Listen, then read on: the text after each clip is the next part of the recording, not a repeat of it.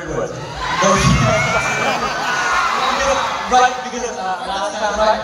Yeah. And because we had a Christmas gift for you guys. You were saying, finally, Tay was able to say Maligayang Pasko at the right time. Yes! And how about you? I think it's my first time here. So I love the energy. So can you give my voice? So 1, 2, 3.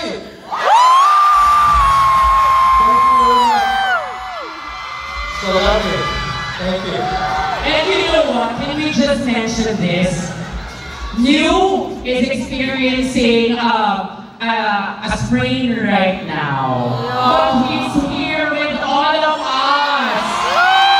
He's here to have fun with us.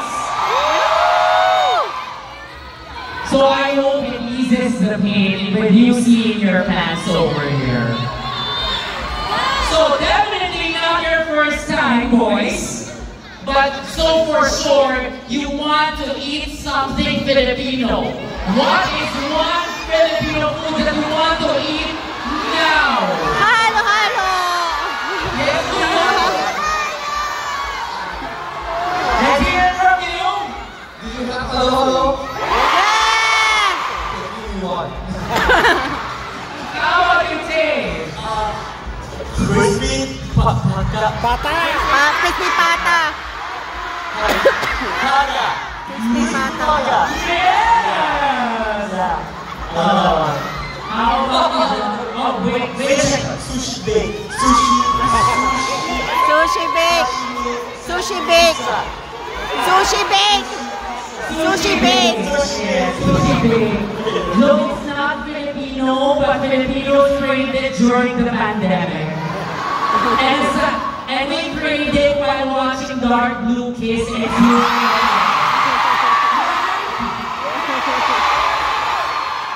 How about you, Don?